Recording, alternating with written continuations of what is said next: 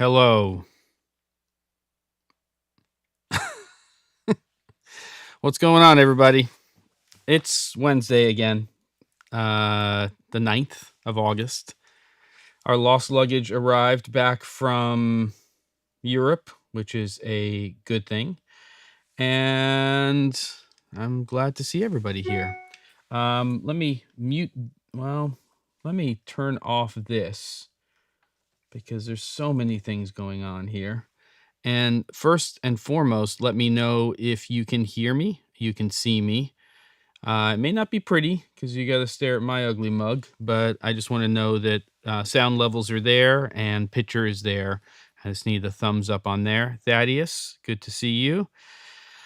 Bill, Brandon, Pat, you did it, Pat. You took the job even though you are retired. Sam, good to see you. Small Brown Fox. Yeah, some people I think here that were not here last week when I popped on and about 5 of you showed up. Well, maybe we'll get to 10 today. So yeah, things to talk about. Thaddeus, I'm wearing the same shirt when we were talking about your skee ball documentary earlier on today, which was a great conversation. Thaddeus has been working on a project for the past 12 and a half years, and it looks fascinating. I can't wait to see more about the film and what it is, but it's really the history of skee ball. And yeah, he was talking about it a little bit, I think, last week about some additional interviews he had shot on the East Coast, back in and around our old stomping ground at the Jersey Shore. And there you go. I do not have the log on today. And it's funny you say that, Brandon, because I don't know what is going on with it's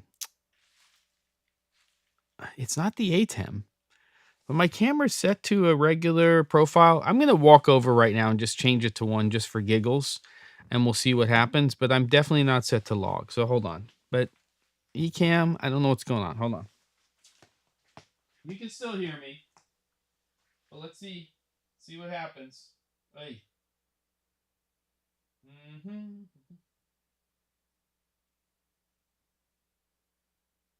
Yeah, I am not on a very strange. Here, we'll just go to standard.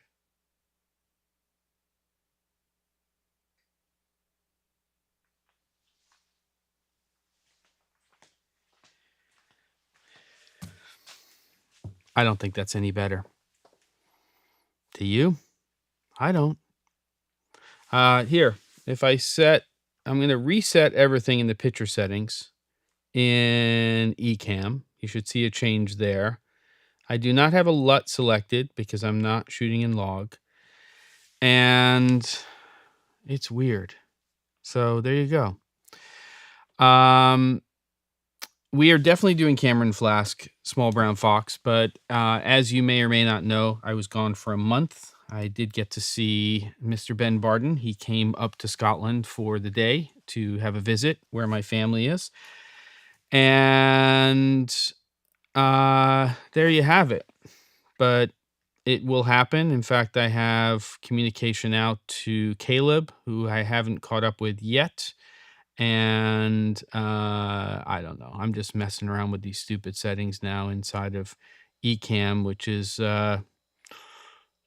not really doing much else, but who cares? It's the live stream. So there you go. So Cameron Flask for sure. We just have to figure out what date the first episode's going to be. It is historically the first Wednesday of every month. I don't know if that's going to be true for September. We're going to try to fit one in August. I should know in the next few days or so. So I'll let you know about that. And there you go. It could just be a Duff cable. But it is weird. And sometimes when I do updates to Ecamm Live, I do find some things kind of shift color-wise.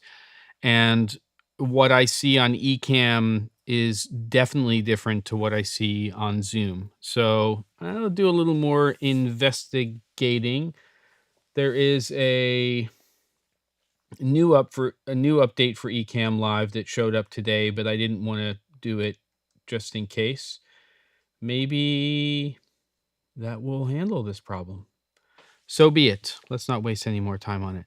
How's everybody doing? For me, it's been a pretty productive and insane week. I'm still catching up. I finally caught up body clock wise to this time zone and being back on the left coast of the US. So that means my normal sort of sleeping and waking up early and getting work done and all of that. Still a lot to do inside of this space, but really the core attention has been on kind of getting a take on where the industry is right now in terms of work, which at least for the short term is not really a rosy, exciting picture.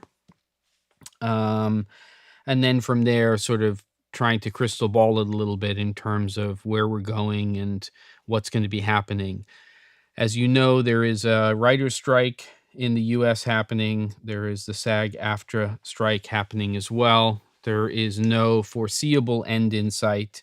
And what that means is that for a lot of industries, absolutely nothing. So if you're in the corporate world and you're working for companies and creating content, let's say you're in-house and you're doing content creation, it's not going to have a big effect on what you're doing. But it does affect me because a lot of the content that I do, not all of it, does relate to video production and filmmaking and that industry. And that industry, rightfully so, right now is pretty spooked. I mean, imagine if you're running a rental company right now and 80% of your business is renting equipment to production houses and productions that are producing episodic television, feature films, so on and so forth. Well, it's not good right now. So there you go. What and your time warped what? You're gonna have to explain that, small brown fox, in a second. So I think what, are you saying that because of my cable that or you got to explain what that comment is about the Jared Polin. Jared Polin is isn't he Frono's photo? I think. Maybe I'm right. I think I'm right. Tell me about that. So the industry does sort of trickle down, at least for me, because a lot of that content creation that I do is for that and those companies that are within the industry that's being affected. But I think that that will change. I made an appearance in one of Jared Poland's videos. When? Recently? Is it from a long time ago? Maybe I did do something. You know, I've been doing this for too long, I think. And it's not that I have a bad memory. It's just so many things have happened over the last, we'll just say 12 years, that I don't even know. And is that B-roll small brown fox from something recently, or is it from a long time ago and you were watching something? Speaking of Canon, I'm excited. It sounds like 9 days away. Yeah, that was a long time ago, no beard. 9 days away, the Canon R5C series that I produced is going to drop on Canon's YouTube channel and so on and so forth. Really fun project I did a couple of months ago. And we finished the post right before I went overseas. But as would be nowadays, it had to go through all the legal stuff. And then not only the legal stuff, but all the SRT files for 8 or 9 videos had to be created and they have to be rock solid. So there you go. Send me a link to that, small brown fox, just for fun. And my wife keeps trying to get me to shave the beard off. I don't know. It would get rid of the gray. but I don't think I'm going to do that soap and all of that crap.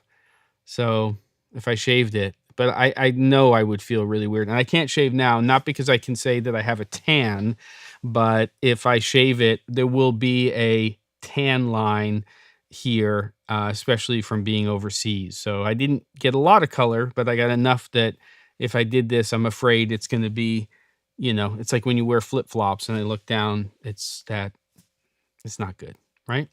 All right. So the news is, I'm going to start a new series. I've been debating whether or not to do it as a live stream or recorded content. And I've gone back and forth on this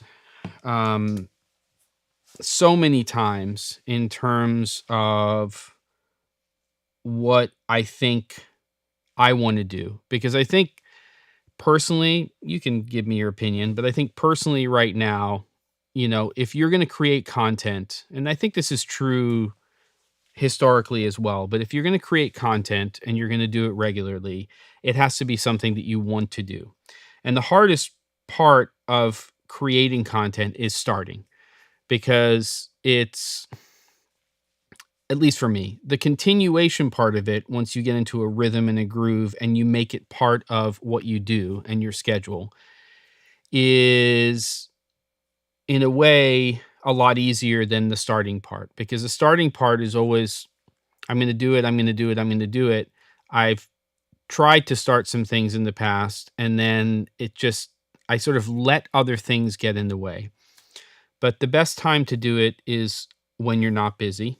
I have some things coming up, it looks like in September, October, but I've got to get into that rhythm of creating consistent content, and not with some idea that I'm going to have 1 million subscribers, and not with some ideas that, it's going to change my entire life. But I need to be doing things, and I need to be doing things related to this, and creating content on a regular basis is the way that I feel that I can do that. So recorded or live stream, the decision I've made is I want to keep doing a weekly live stream as long as I have, that block of time open. The only thing that would get in the way of that is I'm on location or I'm on a set and I can't do the live stream during that time period. But I'd like to keep this Wednesday at around 3 p.m. time slot as when I do a live stream. But hopefully, because of the new series and creating content on a regular basis, there'll be a lot more to talk about in terms of that content. And then just really making the live stream about interaction, going back and forth, which means that, of course, that the new series is going to be recorded content. So it'll be similar but different in tone, probably, and probably to a degree the content to what I did over a decade ago when I started Gearbox. And this series is really going to be about, again, the things that I'm interested in. So I don't want it to be necessarily a commentary on the industry, though if one day I think there's something that's relevant to talk about that has to do with what's going on in our industry or what's happening, then I will. But it's more so about staying creative and doing, doing things on a regular basis that are keeping my mind, my brain going and interested in things, because I love to tinker, I love to work things out, and then sharing that and seeing if it has any relevance nowadays, because I know that viewing trends have changed.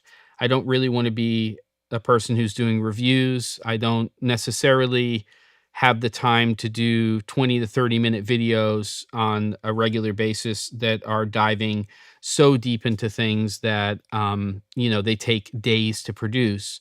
But what I want to do is I want to create shorter form content that is interesting, but I think has educational value or has relevance. Some days it may be relevant to you, some days it might not. And I don't have a a laundry list of topics. I think, the way that I've always worked is I'm thinking about something, and then I say, okay, I'm going to do something and I'm going to share that. Or it's based on something I have done and I think it's relevant to share it.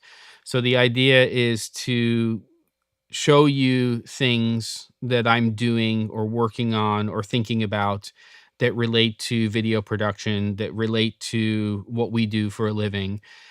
And hopefully there's some nuggets in there that are relevant and there's some value to the people who are watching that content, but regularly as opposed to sort of piecemeal. So again, the hardest thing is for me to just go and start. And I have a lot of difficulty with that, but that's the next step, is to do that. And I'm very close. It's going to be, again, recorded content, regular content. I'm pretty set on the name for the series. The problem with the name for the series is the word daily is in it. And so I'm just making sure for myself that that is something I want to commit to. And when I say daily, I don't mean 7 days a week. What I'm thinking about is at least 4, maybe 5 days a week. So I'd like to do something where I'm either, like I did with Gearbox a long time ago, shooting Sunday for Monday and Thursday for Friday. So that would be 5 days.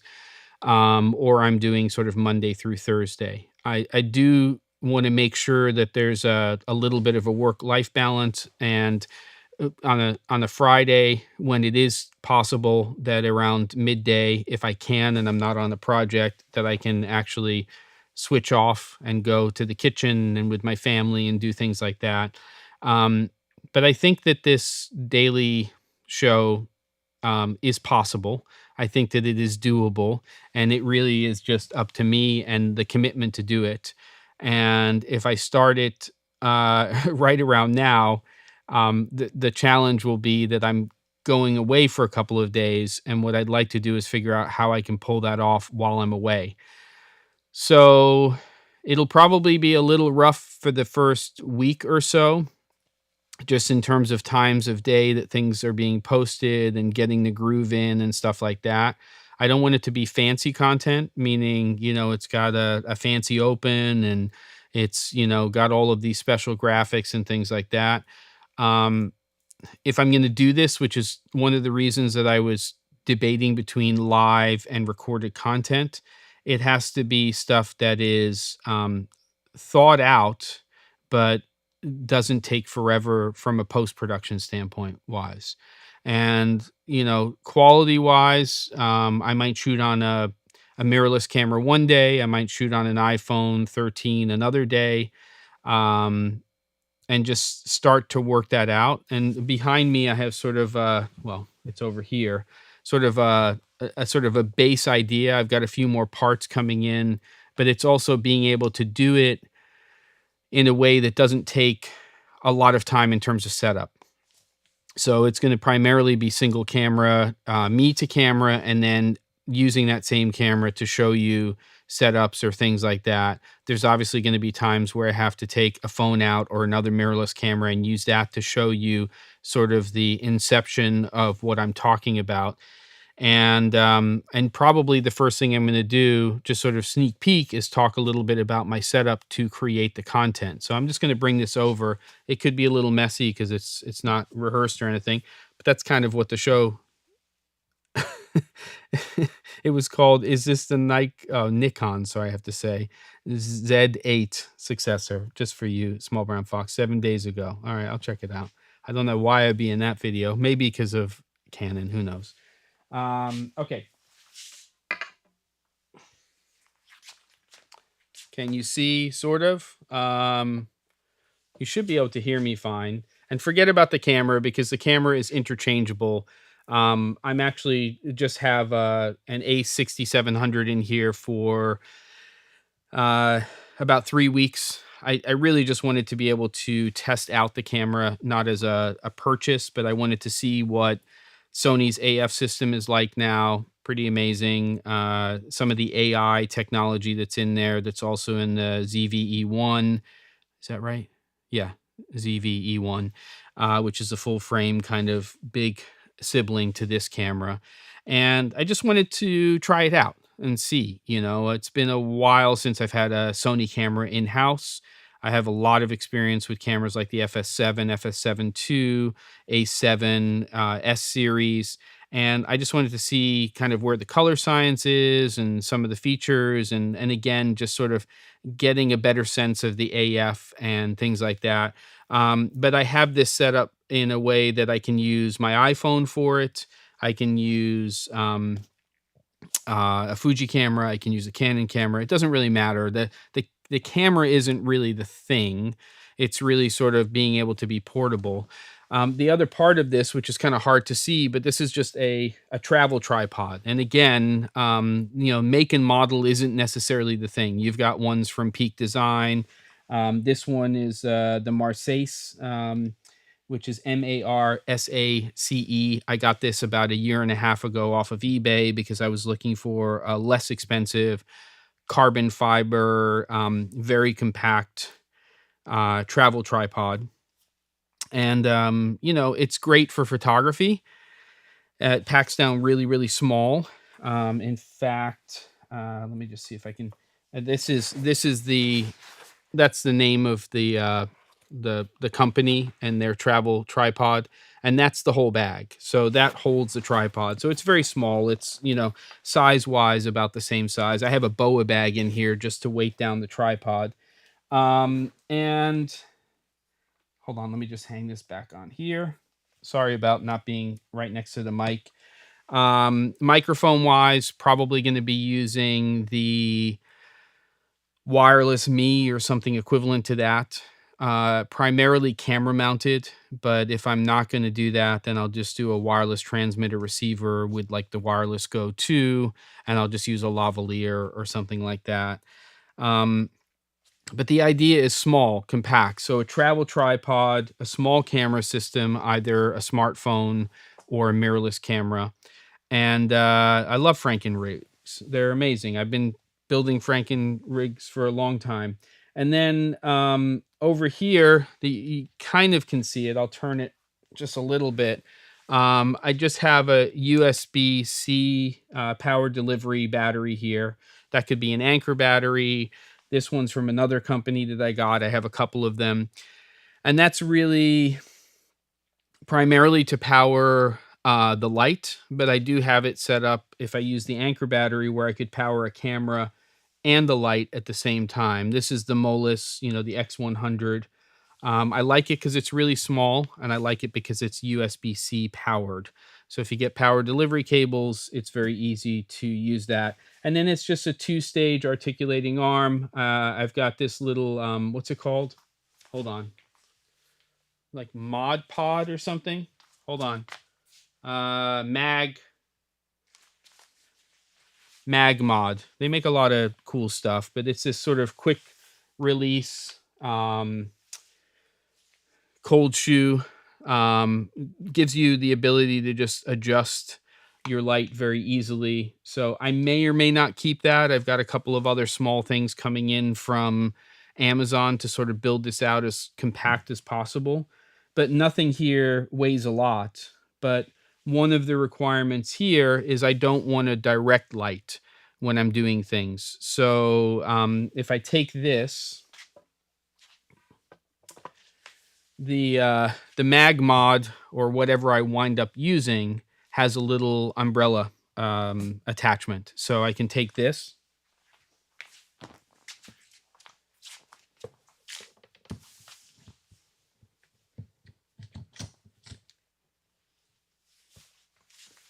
And I can have bounce light. And that's pretty important. I mean, I do wear glasses, and I want to make sure that when I'm, here looking to camera, that I'm using some sort of bounce light for the setup.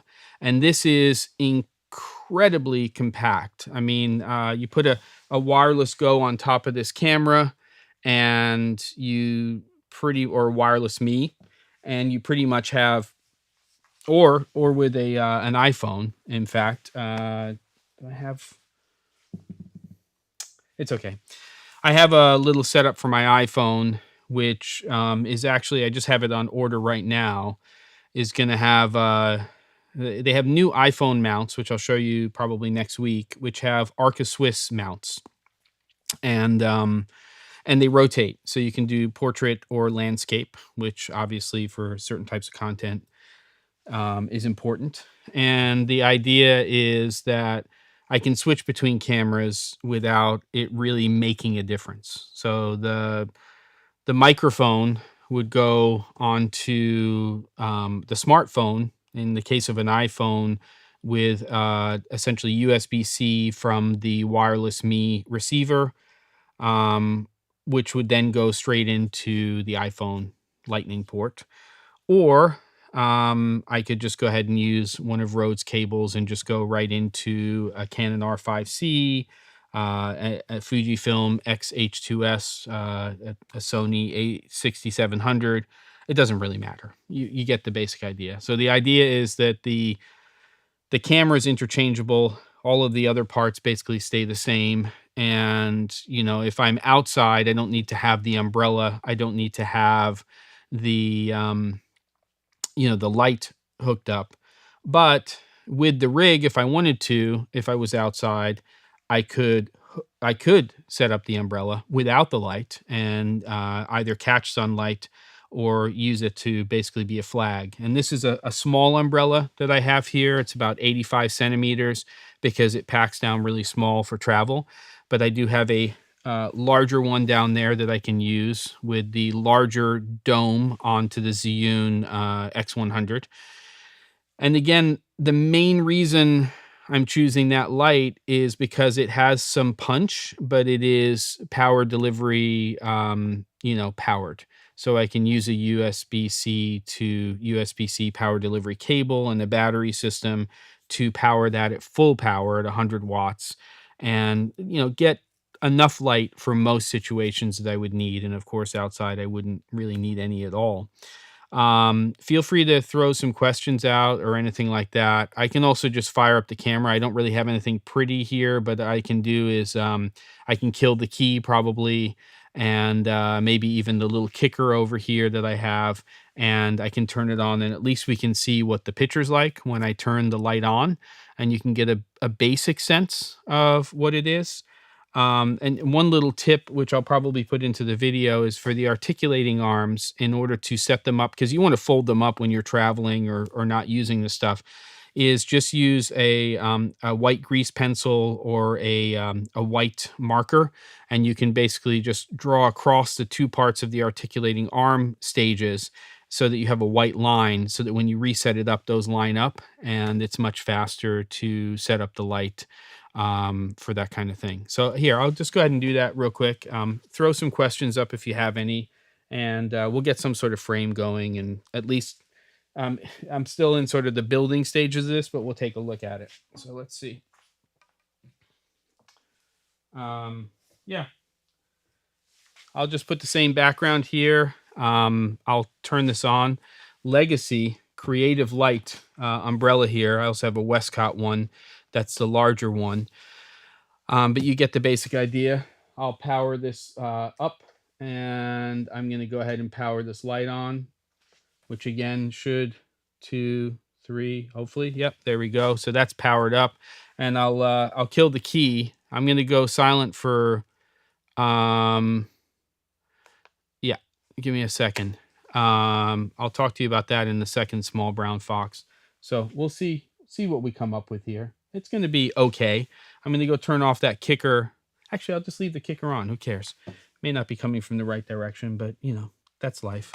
So there we go. There's the camera. Right now it's got, just so you know, it's got an 16 millimeter tiny semi-okay pancake lens from Sony. Nothing is sort of leveled or anything like that, but you can kind of get a sense here. And I'll step in front and we'll see what it looks like with that light. It's gonna be okay, and you won't hear me really. I mean, I might yell, but I'll come back and I'll talk to you about that in a second. Hold on. Whew. Too much light. Let's see. Oh, I know why. Because I have a fixed ISO on here right now. So I'm actually going to turn the light way down so we can get the exposure that we need. This light right now is set to, if you can hear me, kiddos, this light is now set to 12%, but I think I'm set to about 1250 ISO. So, you know, there's some things to dial in here, and I can change where I'm looking to camera, or I can move this umbrella over this way or that way. I'm seeing some latency happening. I don't know how that works, but I'm going to do some tests on that. I'm just plugging directly into the A10 Mini. And yeah, let me just do a quick, hold on. Here we go. Still learning this camera here.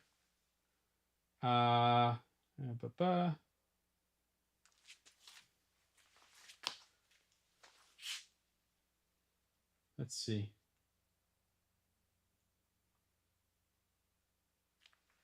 Yeah, I don't know what this thing's going to do. I actually just set it to auto ISO to see where it goes. I think it's all the way up to about 6400. I'm setting this to 25% now on that light, and it should make some sort of adjustment. To me, it seems hot right now, even with auto, so I'd probably come down a little bit. But that's great because, I mean, this is a controlled environment, but I don't need to have this at full output when I'm using it, and, you know, that should be just fine. Give me a second. I'm coming back over, and we'll talk.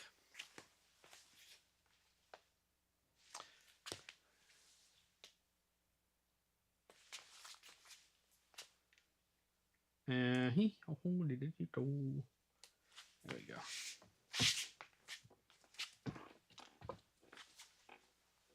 Yeah, it's a black screen.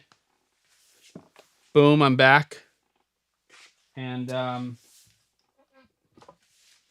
let's talk about pros and cons here. So outside, yeah, I mean, look, if you're using the umbrella outside, the idea is to put about a 5-pound weight on that travel tripod. And if you're going to set it up, the way I have it set up right now, camera lens is directly over one leg of the tripod, and this umbrella is definitely over one leg. But if you get a big gust of wind outside, these are sails. So you'd have to lock it down pretty tight in order to use an umbrella there. More than likely, and just from experience shooting outside, especially for content like this, I would not, in fact, set up the umbrella. If I had to flag some light and it was a controlled sort of like, you know, calm day, I might do that. But it's really small, and ideally when I'm not actually traveling, I would use the larger umbrella. So I would use an umbrella that was not twice the size, but about 1.5 times the size, which is just going to wrap a little bit more without having to adjust that umbrella over and in between two different legs on the tripod, because again, it's just better to have that weight right over a leg. The benefits of the umbrella, I mean, I'm a big fan of bounce light in terms of overall quality, but a lot of it just has to do with weight. When you want a compact Brandon setup, if I originally started this with putting the Bowens mount onto the X100 and putting like a beauty dish on there, and it was just too heavy. And I think that's what you mean. Or do you mean a diffusion square, like I'm pushing the light through it? If you mean that, then you have to have your articulating arms, usually to be a 3-stage to get far enough away from talent. And then you've got to turn the light 180 degrees towards talent and then push through some sort of frame. So the sort of not really physics, but just sort of the placement of, you know, your fixture and your modifier are a lot easier in this configuration over here than they are if I'm trying to do direct diffusion. And to me, the whole thing is, if I'm going to do it, I want to do it on one stand, and I want to keep it as a one stand solution as much as humanly possible so that it's just fast to set up, fast to break down, and to do that. There'll be exceptions to that where I might take a 1-foot tube if I'm in a car and I can use that. I'm not going to bring the X100 into that situation necessarily.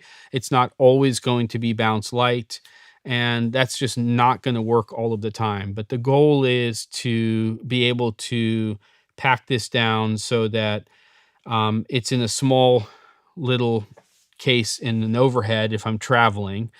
And if I'm doing things here, I can just move it around inside, outside, as quickly and easily as possible. Countryman mics, Johnny, are fantastic. They're obviously tiny.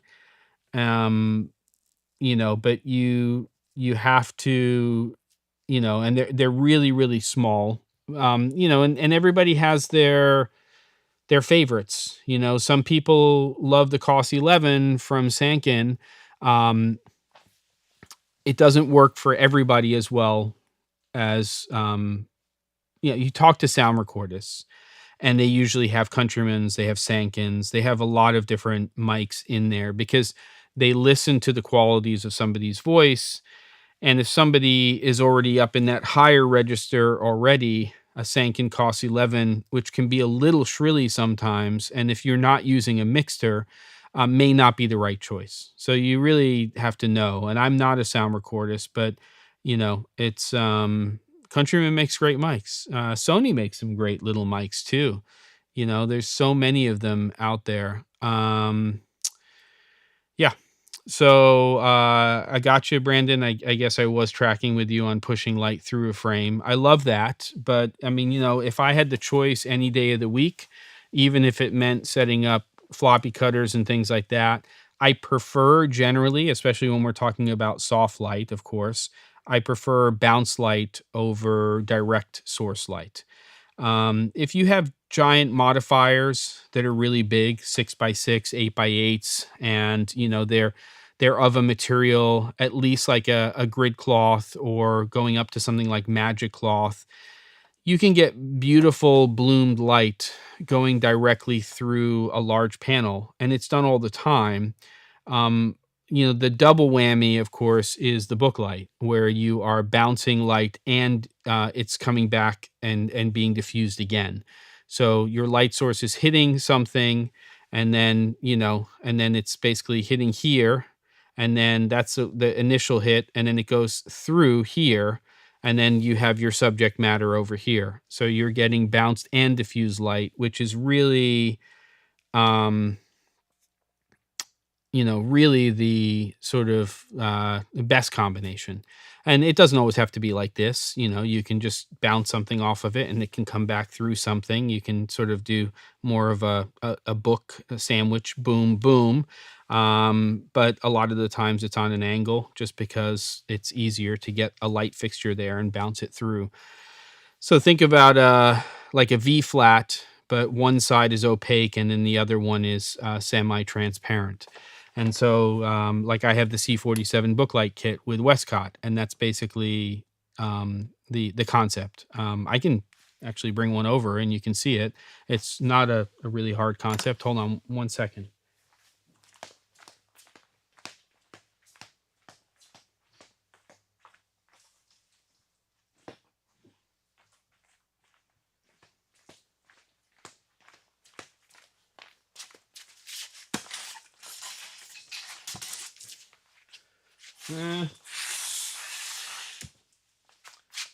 Just making sure you can see it. All right. So that's the booklight kit. And basically on this side right here is unbleached muslin. It doesn't have to be. That could just be just white. And then on this side over here, in this particular configuration, that's a half grid cloth. So what you do is you bounce your light off of the opaque side right here, and then you angle this side so that the light goes through it. So basically, boom, boom, right? And then your subject matter is here, okay? Actually, this is starting to be a little easier to see. right? So you're bouncing your light off of here. It's coming through here, and here's your subject. Generally not that close. And what happens is it hits the unbleached or bleached muslin or just white. It starts to scatter and bounce all over the place, and then it comes back through the other side, and it just blooms, and it's like super diffuse, beautiful, soft light.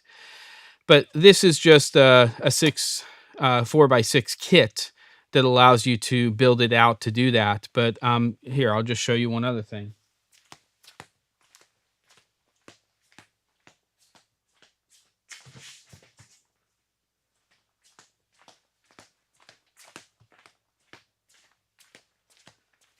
So, just pretend that this piece of compressed styrofoam, which we call generally bead board, it's just insulation, this one.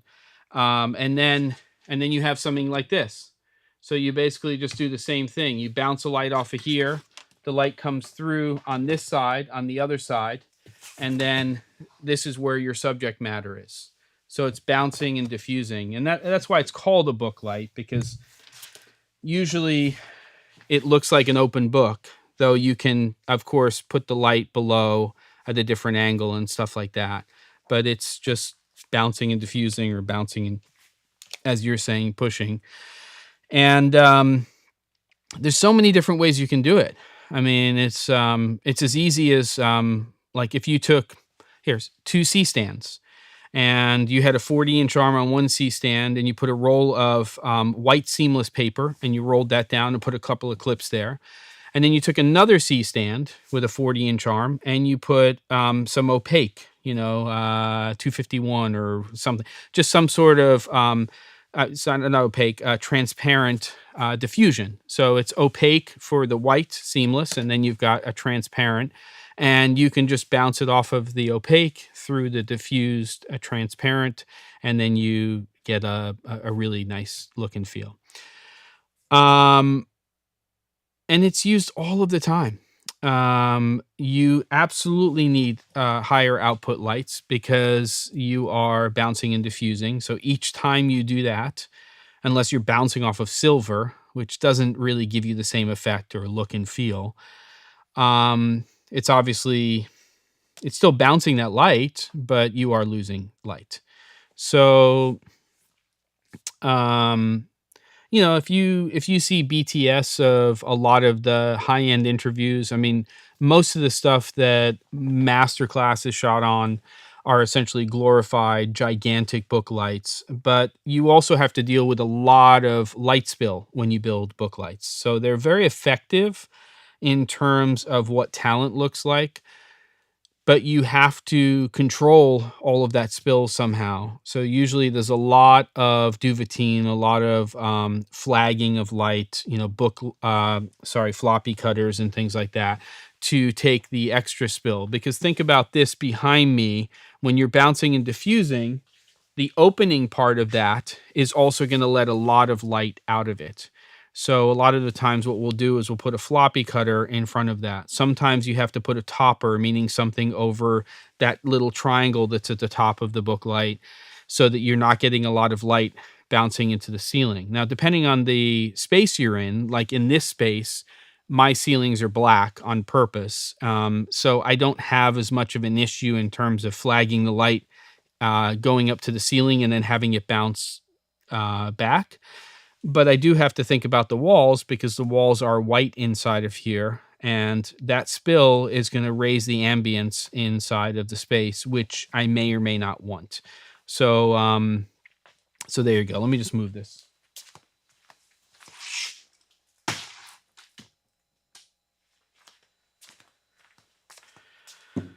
So hopefully that makes sense. But that is exactly what I don't want to be doing on a regular basis when it comes to the series, because doing that every single day, moving from place to place, is going to be a PETA for sure. Brandon, there are contained book lights. Well, I wouldn't say contained book lights. There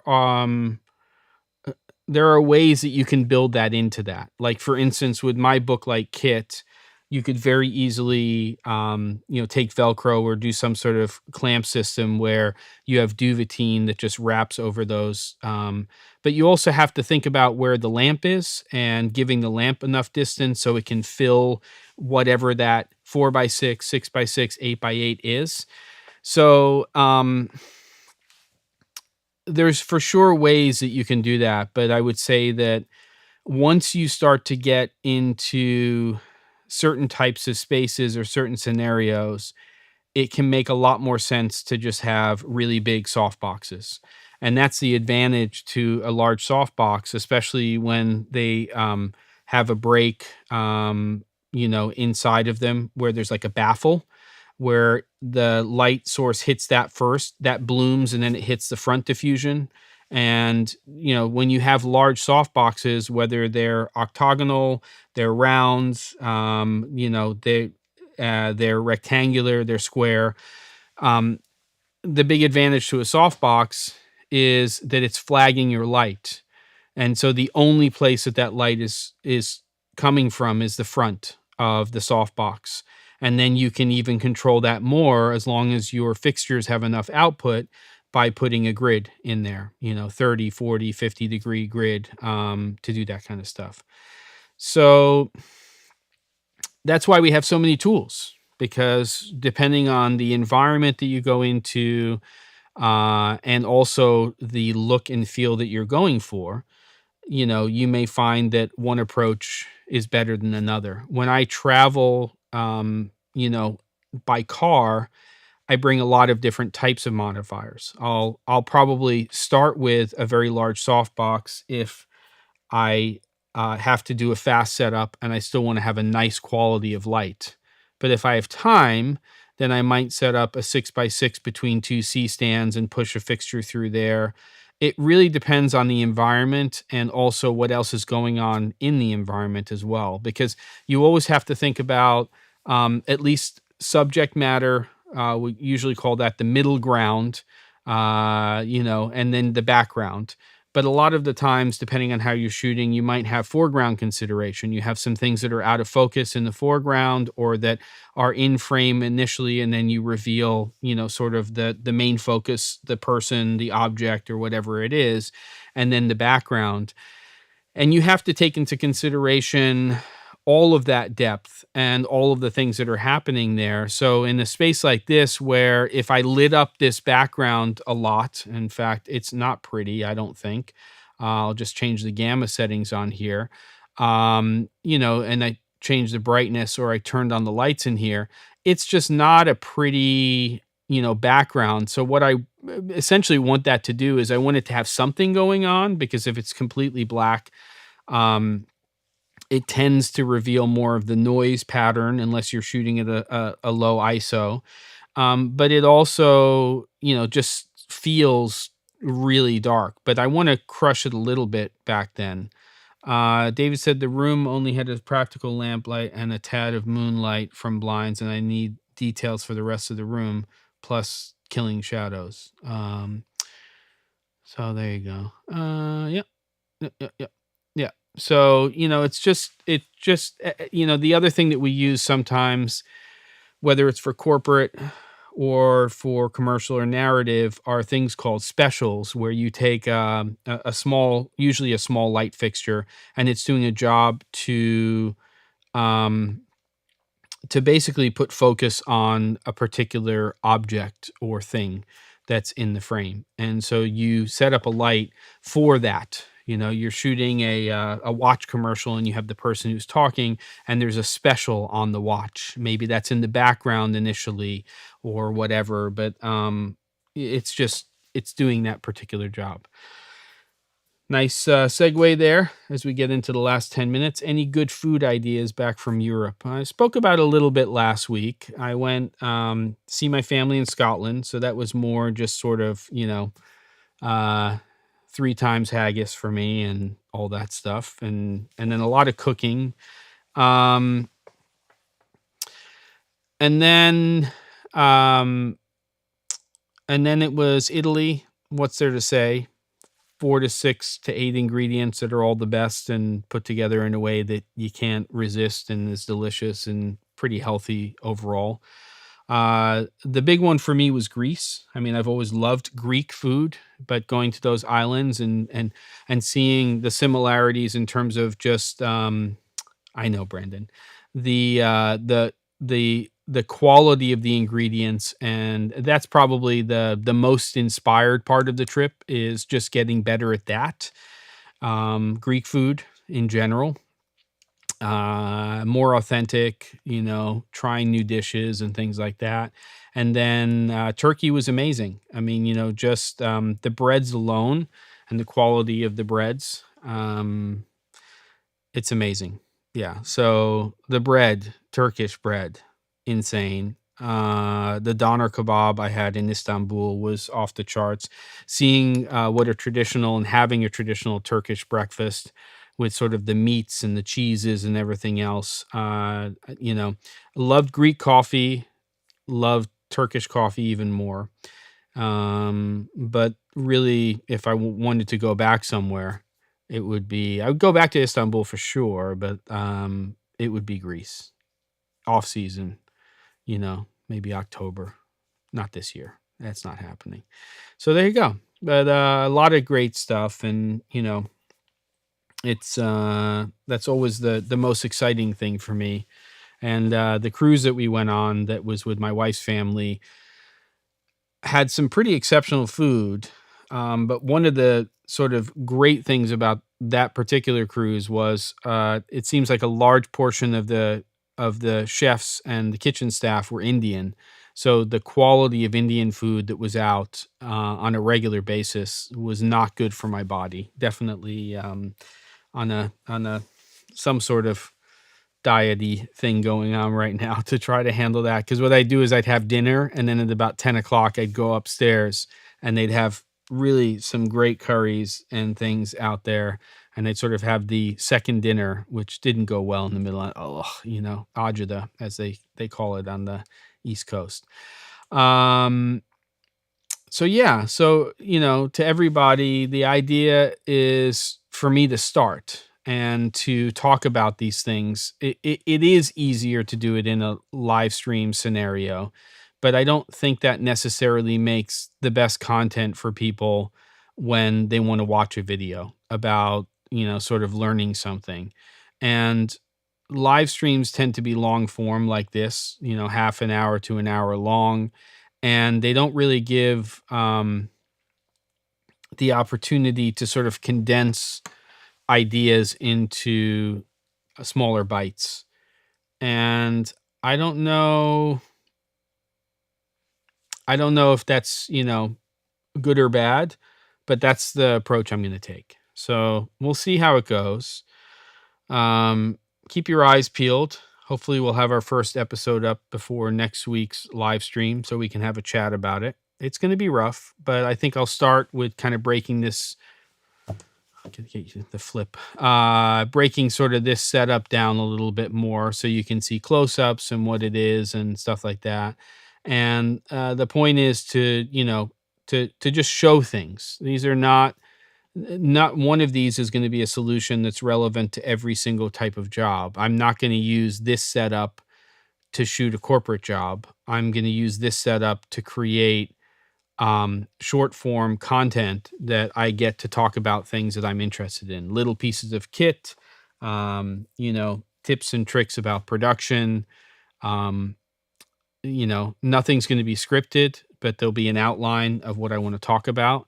And hopefully I can get these down to a manageable size in the sense that, they have relevance, you're learning something, and you can tell your friends about it. So there you go. The new transmitter receiver set from DJI looks pretty interesting. They are cranking stuff out. You have that Osmo 4 that came out. I'm sure GoPro's coming out with the Hero. Was it 12 will be next? Is it 12 or 13? 12, I think. The rumor is that's going to have a 1-inch sensor. I don't know if that's going to be true. Like I've said before, every time I buy an action camera, I use it for a day or two and it goes into a drawer. So I'm holding back there. I was tempted for this type of content to get something like that, because I can see the absolute convenience of it. But I think there's also the realities of you want to have, you know, certain types of flexibility in terms of what you can do with your camera. And with an iPhone, I can use a cinematic mode to, fake a shallow depth of field if I want to focus on something and let the rest of the world fall away. And obviously you can do that with Aputure on a mirrorless camera. So let's see how this thing goes. Any other questions, comments, things we want to go over? Don't forget to hydrate. It's hot out there, at least in most parts of the world. I feel for the people in Hawaii right now, by the way. I did not see the R5C2 being discussed already. But like I said, the R5C series is coming out. I haven't heard anything. I guess there's some stuff on the rumor sites. Yeah. So there you go. Latency is important on these transmitter receivers, especially when it becomes critical in the, in that space. I'll be there soon, Brandon. I'm moving my daughter into a new place soon, and I'm going to have to deal with that weather.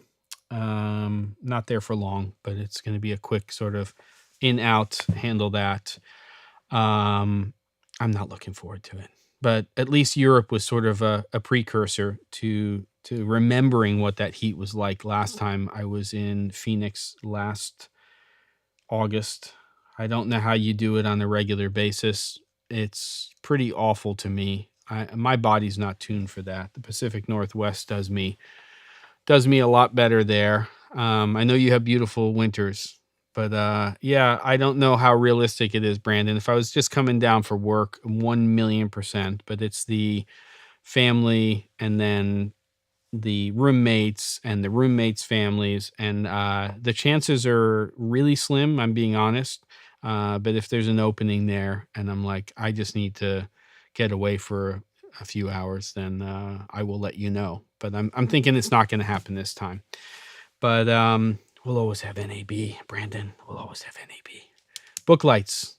Take a look at them. Practice. They cost nothing. All you literally have to, go get a 1-inch, 1.5-inch piece of compressed styrofoam from Lowe's or Home Depot. Rip off that little coating there. It'll be silver on one side, which is advantageous. Cut it down to size, put a 2-3-inch white gaff tape around the edges so it doesn't fly all over the place. Clamp that to a stand, get another stand, hang up a shower curtain, a sheet, whatever it is.